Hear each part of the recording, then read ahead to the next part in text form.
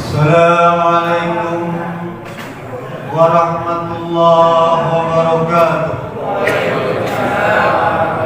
Bismillah, alhamdulillah, wassalatu ala rasulillah, wala hawla wala quwwata illa billah.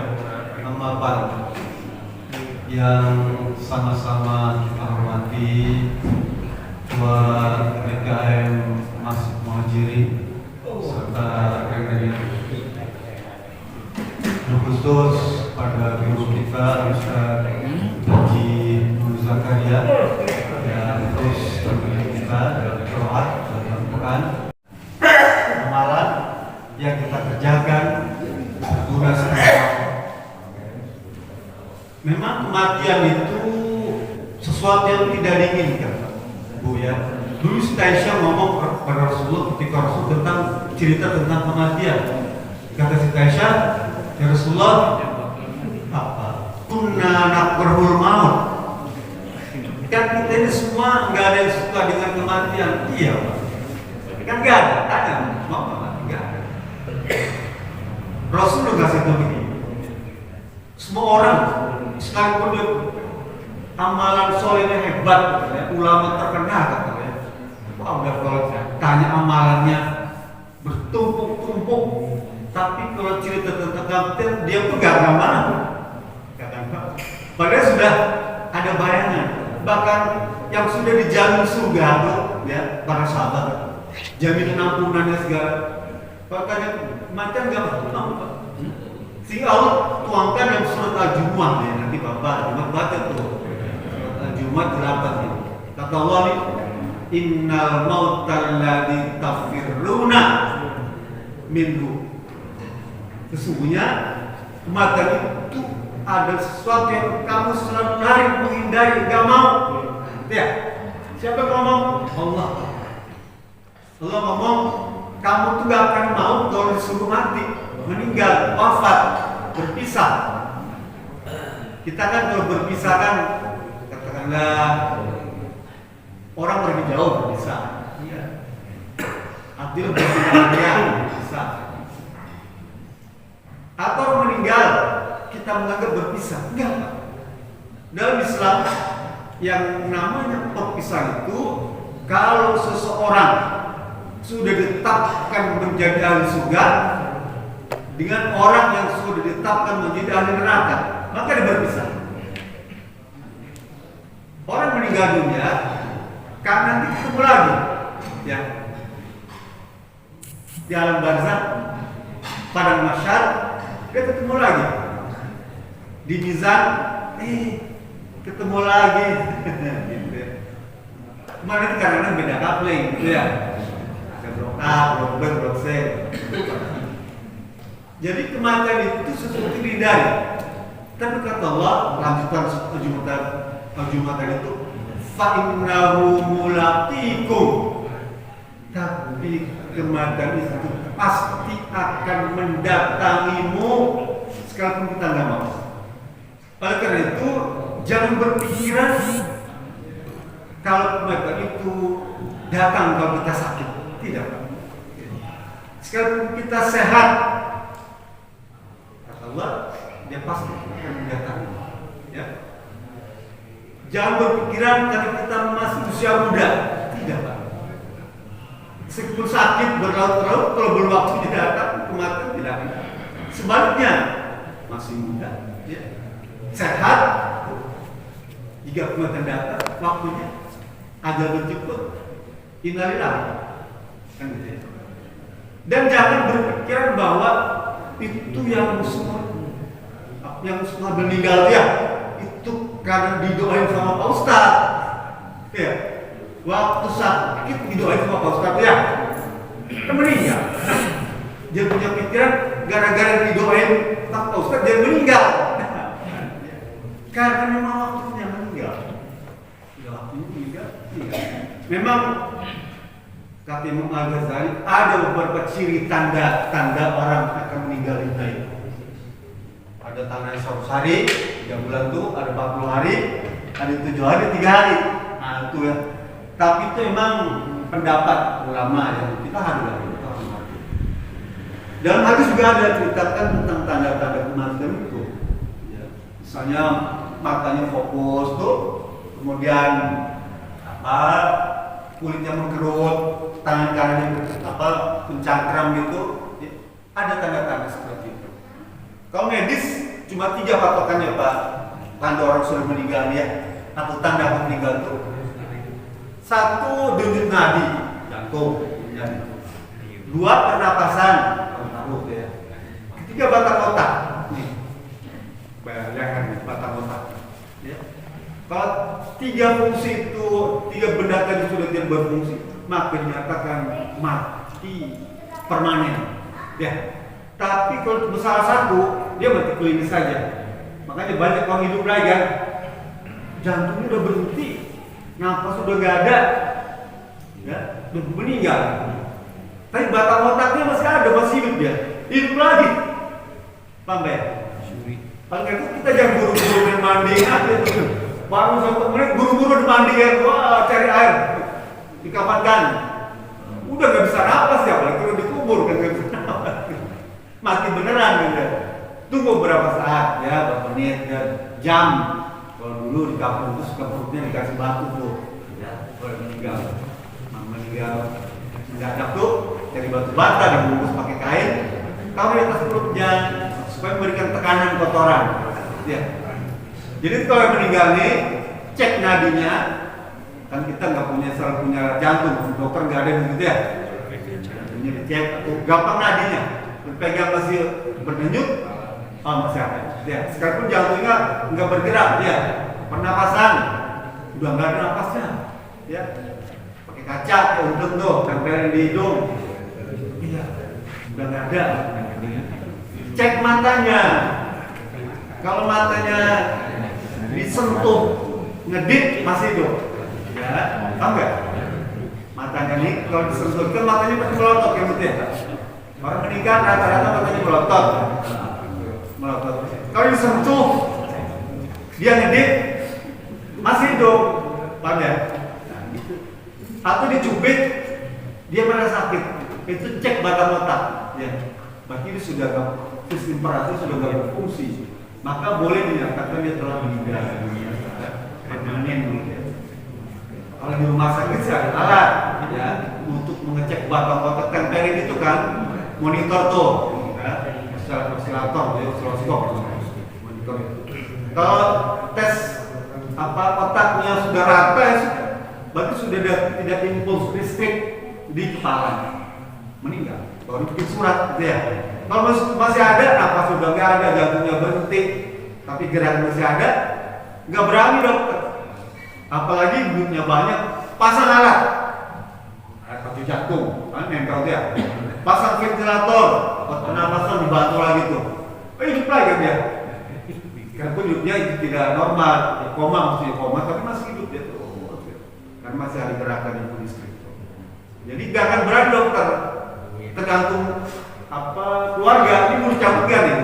Kalau cabut meninggal, ya, ada meninggal total. Kalau misalnya nggak dicabut masih memungkinkan, karena batang otaknya masih berfungsi, masih ada. Betul sekali. Jadi itu sekelumit tentang kematian. Semua orang tidak mudah, tapi itu menjadi satu pengingat kita. Kata Rasulullah dalam hadis, ada banyak hadis. Rasul bilang, aksiru bizikri min hadhihi millazat, yakni al-maut. Rasul bilang, perbanyak oleh kalian tuh, ya, urusan pikiran obsesi yang bisa menghancurkan kenikmatan, memutuskan kelezatan. Hadimilazat, pemutus kelezatan, kenikmatan. Kan kita ini kan merasakan nikmat hidup ini, bisa bernapas dengan baik, bisa pergi ke masjid, bisa makan dengan enak tuh, bisa hadir di resepsi, ya, bisa olahraga, bisa, itu semua kenikmatan. Nah, kemauan tak maut itu memutus seluruh kenikmatan itu, ya, termasuk rezeki. Orang tidak akan diputus nyawanya sebelum rezekinya diberikan semua, ya. Jadi kalau rezeki udah habis, sudah nggak ada lagi harapan, putus rezekinya, maka dia meninggal. Min hadhihi lazat, dari segala macam kenikmatan yang diputus. Maknanya apa? Itu al-maut, kematian. Lalu kemudian apa hikmah guna kalau kita mengingat kematian? Rasul aja ingatkan kepada kita. Ada 3 ya. Kata Rasulullah dalam hadis Ad-Dahab itu bisa disebut dari Imam Al-Qutubi. Kata beliau, aksiru bizikri min hadhihi lazat. Kemudian terus tambahkan lagi, kalau kita banyak mengingat kematian, maka Allah akan berikan fa innahu lam yadhkuruhu fi dhiqil 'aishi illa wasi'ahu 'alaiha.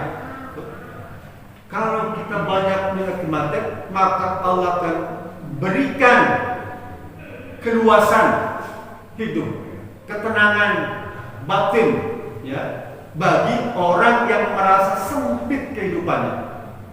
Sempit kehidupannya, maka Allah akan berikan kelapangan hidup. Dan Allah Subhanahu wa taala dalam hadis Abdullah bin Umar diterangkan seperti itu.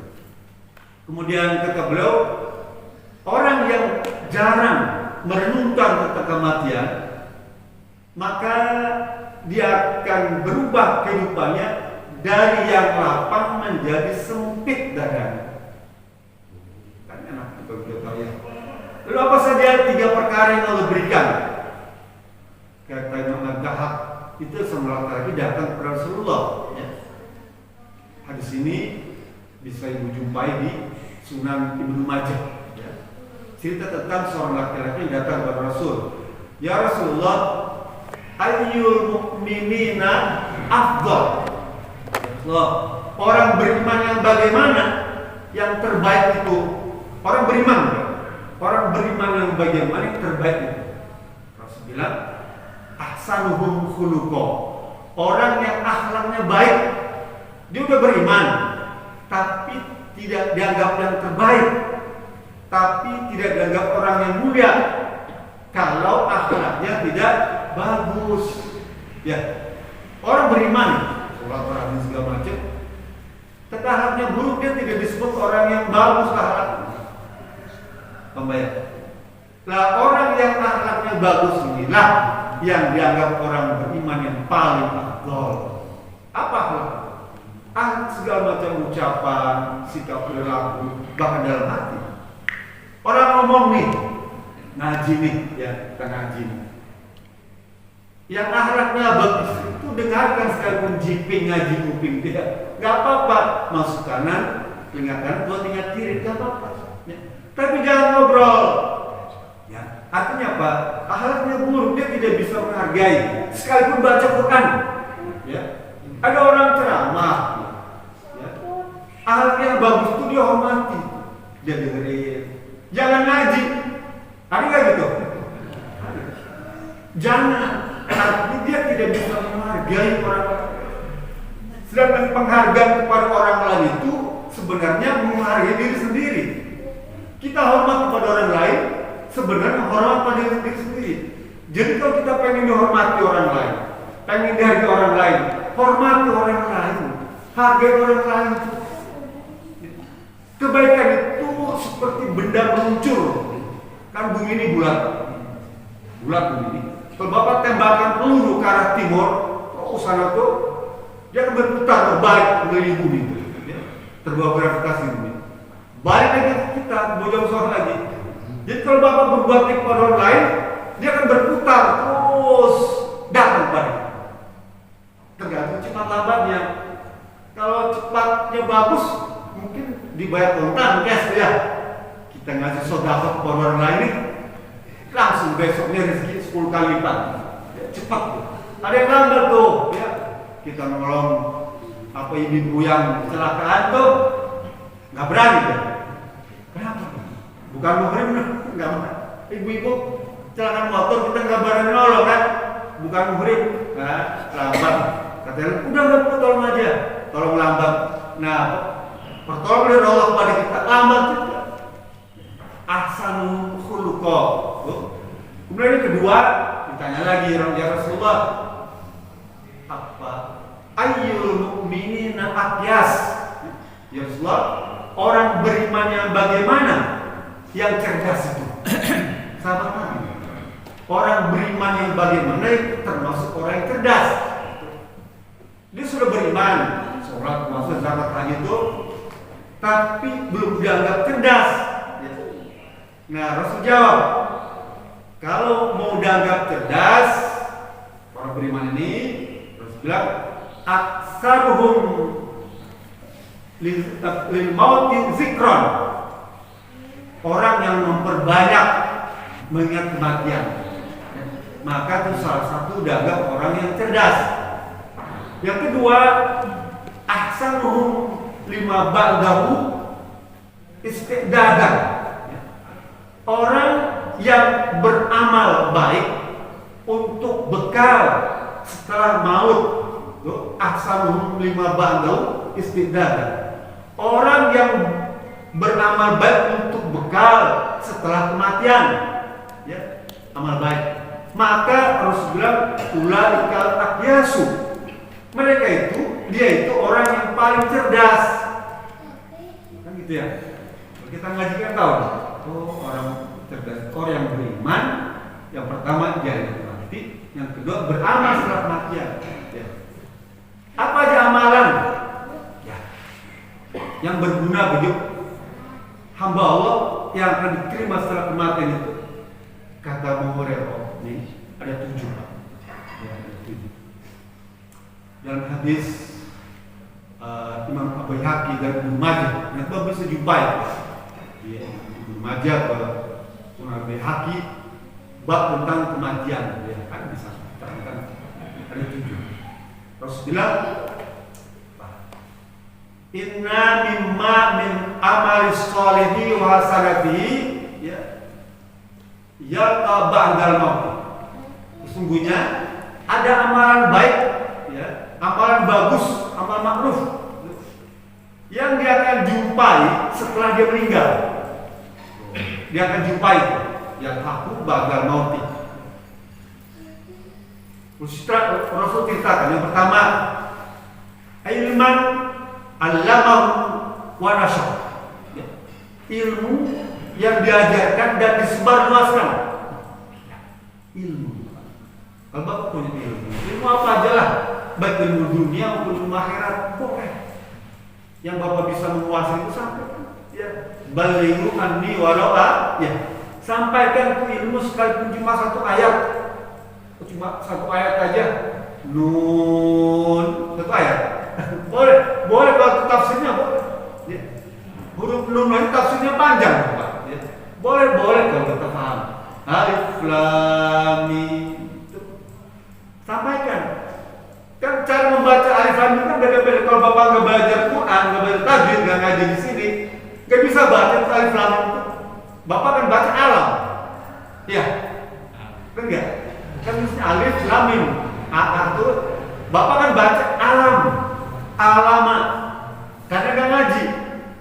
Tapi kalau ngaji ilmu tajwid, Bapak nunuk dibaca alif lam mim. Menyampaikan itu tuh, ya, namanya apa? Huruf muqatta'ah itu ganjarannya besar dan Bapak Ibu akan terima setelah jasadnya sudah berkalang tanah, sudah tinggal tulang belulang.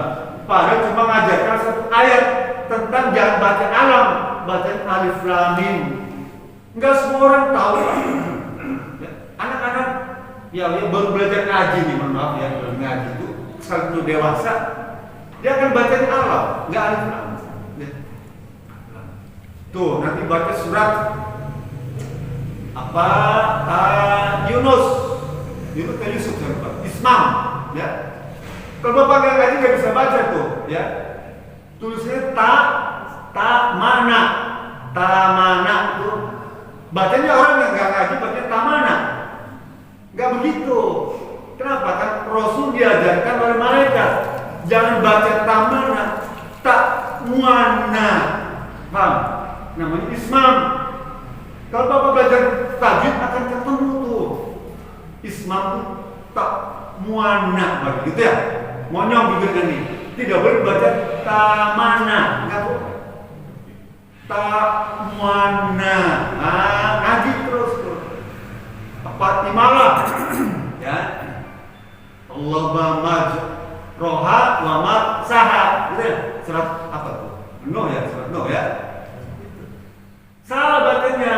Harus dibaca Allahumma maj reha wa mursaha. Imalah. Kalau kita nggak ngaji nggak tahu.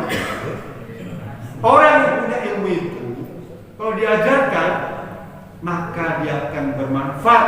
Kapan? Nanti setelah meninggal dunia. Tuh, ada lagi ilmu tentang wakaf COVID tuh. Surat apa tuh? Apa tuh? Fawailul lil musallin. Dia nggak boleh berhenti, Pak. Paham ya? Fawailul lil musallin alladzina hum an shalatihim sahun. Kalau kita ngaji kita tahu di sini nggak boleh berhenti, namanya wakaf qabih. Banyak ayat Quran yang menceritakan tentang wakaf qabih. Kalau kita nggak ngaji nggak tahu. Ya. Kita akan pasti baca wailul lil musallin. Berhenti ya. Alladzina hum an shalatihim sahun. Celakalah orang yang sholat. Nah, bagaimana tafsirnya, terjemahannya? Ya, orang sholat itu celaka karena tidak disambung, tidak diteruskan. Tapi kalau disambung teruskan, wailul lil musallin alladzina hum an shalatihim sahun. Celaka orang yang sholat, ya, yang sholatnya itu main-main, bercanda, tidak usul. Kan jadi satu kalimat ya. Nggak mungkin Allah ciptakan kalimat celaka bagi orang yang sholat. Nggak, kita mendengar ayat sepotong, kita baca ceramah dengan kalimat wailul lil musallin, susah menjelaskannya, Pak. Harus disambung. Artinya apa? Ini namanya wakaf qabih. Tuh, tanda huruf wakaf itu, maka itu dilarang, berhenti, harus disambung. Ada banyak lagi tuh. Ya, wala taqrabus sholata. Jangan dekati kamu sholat. Contoh tuh, ya, surat Al-Kahfi. Jangan kamu dekati sholat. Loh, Allah suruh kita sholat, kenapa suruh mendekati? Ya harus disambung. Wala taqrabus sholata wa antum sukaro. Jangan kamu dekati sholat kalau kamu dalam keadaan teler, ya, dalam keadaan sakau, dalam keadaan mabuk. Gak boleh sholat. Nah itu yang dimaksudkan wakaf qabih, ya, ilmu, Pak, ya, ilmu. Nanti Haji Luna akan mengajar lebih jelas tentang itu, ya, ke depan. Yang kedua, waladan sholihan taraka, anak soleh yang selalu mendoakan orang tua. Kita punya anak soleh. Kalau kita sudah meninggal, maka dia akan mendoakan kita. Oleh karena itu, investasikan anak kita itu, biaya dia sampai ngerti. Jika perlu sekolah ke pondok, ke pesantren, ke luar negeri, ya, ke Madinah, ya, harus kita miliki investasi kepada anak kita. Jangan pelit buat mendidik anak kita, karena dia yang bisa menyelamatkan kita di akhirat nanti, Pak. Senang nggak kalau kita ketemu anak di akhirat? Kan senang. Kita baca surat At-Tur 21. Surat At-Tur 21, Allah cerita tentang kamu tuh nanti dipertemukan dengan orang tua kamu, anak-anakmu, istri-istrimu, dipersatukan kembali. Kan senang, Pak. Ketemu teman-teman lama di sini, ketemu lagi di akhirat tuh, ketemu lagi, Pak. Allah ceritakan surat At-Tur 21 atau Al-Ghafir 8, Ar-Ra'd 23, itu semua cerita tentang akhirat itu akan dikumpulkan kembali orang yang ada di dunia bareng-bareng. Terus bilang al-matu ala man orang yang akan dipertemukan orang yang disenanginya. Apa ya? Jadi kalau kita minta bertemu lagi, banyak-banyak berdoa dengan orang yang sudah meninggal.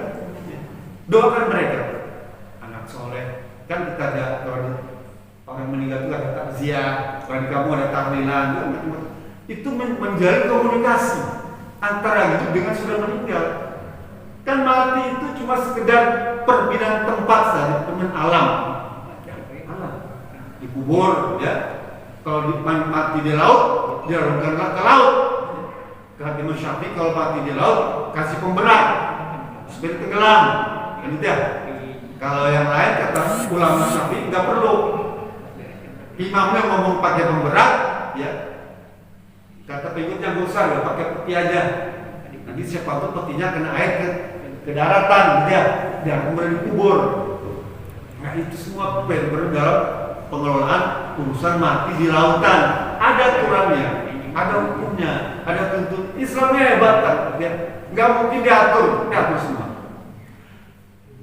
Bahkan dulu Pak, zaman Abu Bakar, ada seorang sahabat kehilangan baju besi, baju besi di perang. Ada sahabat yang mimpi, dan mimpi itu Allah bimbing dia petunjuk agar ke suatu tempat.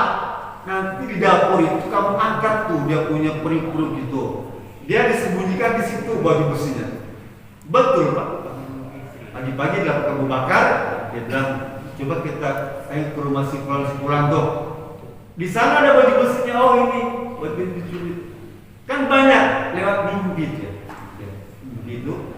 Dan orang tua kita yang sudah meninggal nih akan memberitahukan kepada kita tentang apa yang kita mesti kerjakan. Ada banyak kisah. Yang penting Anda berdoa kepada orang tua. Doakan orang tua itu yang baik tuh, ya ayah, ibu, kakek, nenek itu ya. Allah maghfir lahum warhamhum wa itu doakan. Agar apa? Agar mungkin dia bisa menginformasikan. Nanti akan ibu, bapak berkomunikasi dan mimpi. Dan itu. Nah, ya itu tawakul jangan kamu jual ya. Bisa begitu. Tegalaga jangan kamu jual ya. Buat kelapa jangan kamu jual ya. Kenapa man? Itu bukan punya mama. Itu dalam mimpi disampaikan. Ya, Nabi Yusuf itu kan, kalau bapak baca itu kan seluruh kebijakan negara, kebijakan pemerintah dituntun oleh Allah melalui mimpi.